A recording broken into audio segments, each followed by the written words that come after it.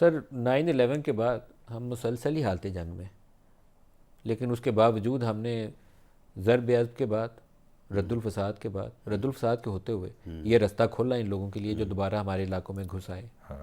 تو اس میں کہیں ہمیں وہ سوال جو آپ کہہ رہے ہیں میٹنگ میں بعض لوگوں نے کہا، تو اس سوال کا بڑا واضح 2+2 کر کے جواب آنا چاہیے کہ ہم تو 25 سال سے حالت جنگ میں ہیں، تو پھر یہ رستہ ہم نے کھولا کیوں؟ نہیں دیکھیں، بات یہ ہے کہ اگر یہ جو راستہ کھولا گیا اس وقت کی حکومت کی جو ہے وہ ایک پالیسی ڈیسیجن کے بغیر تو یہ کھل نہیں سکتا تھا. اسٹیبلشمنٹ اس وقت کی اور اس وقت کی حکومت دونوں کا اور مشترکہ فیصلہ ہے، دونوں کو مشترکہ اپنے اوپر الزام بھی لینا پڑے گا. مشترکہ فیصلہ تھا.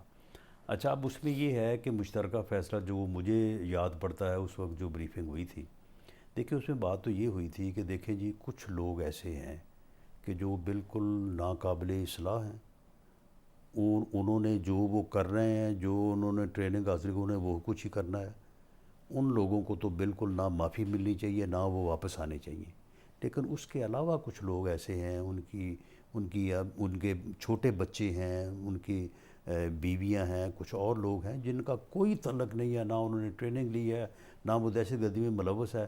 تو وہ لوگ جو ہیں، ان لوگوں کو اگر وہ واپس آ کے اپنا آئین اور قانون کے تحت اس ملک کا، معاشرے کا حصہ بنیں، تو ان کا کیا قصور ہے؟ اب دیکھیں چلیں، یہ بات تو سمجھ آتی ہے.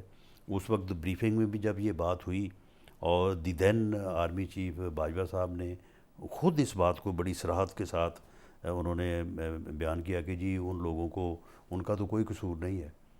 لیکن باجوہ صاحب سے ہم نے تب سوال کیا تھا، مجھے یاد پڑتا ہے کچھ ایونٹ کسی پہ ہم نے پوچھا تھا، تو وہ کہتے تھے صرف ان لوگوں کو اجازت ہوگی جو ریاست کے قانون کو اور آئین کو مانتے ہوئے ہتھیار پھینک کر، باقیوں کو اجازت نہیں ہوگی. نہیں. اور وہ کہتے ہیں ہم نے کسی کو بسایا ہی نہیں ہے لا کے، اب ہوا یہ پروسیس اپروو نہیں تھا ہوا. اب ہوا یہ ہے کہ جب یہ امپلیمنٹ ہوا ہے تو اس میں جن کو اجازت ہونی چاہیے تھی، جو دہشت گردی سے متعلق نہیں تھے، جو بے قصور تھے، ان کو تو پتہ نہیں اجازت ملی یا نہیں ملی.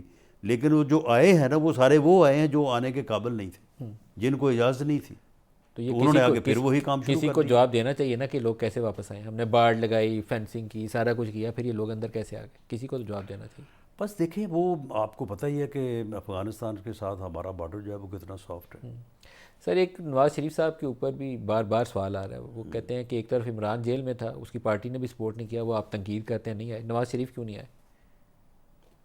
میرا خیال ہے کہ پرائم منسٹر کی موجودگی میں پی ایم ایل این کی طرف سے فردر جو ہے وہ اپنا ریپریزنٹیشن کی ضرورت سر نہیں تھی. کوئی فیصلہ آپ کی جماعت نواز شریف کی مرضی کے بغیر نہیں کر سکتی، بالکل نہیں معذرت کے کرتی، ساتھ. بالکل لیکن نہیں نواز شریف وہاں نہ ہو اور آپ آپریشن اور سیکورٹی میٹرز نہیں. ڈسکس تو کر ہم رہے ہوں، نہیں، دیکھیں جو پرائم منسٹر نے وہاں پہ اسٹیٹمنٹ دی ہے، نہیں قابل قبول نہیں ہے یہ سن بات. لینا، پرائم منسٹر نے جو وہاں پہ اسپیچ کی ہے، جو انہوں نے اسپیچ کی ہے، وہ تو نا آپ کو پتہ، آپ کو تو صرف اس کا پتہ نا جو اعلانیہ ہوا ہے. اعلانیہ جو اس میں تو بیسک تھنگز جو ہے وہ جو ایک سیدھا سیدھا معاملہ ہوتا ہے وہی ہوتا ہے نا.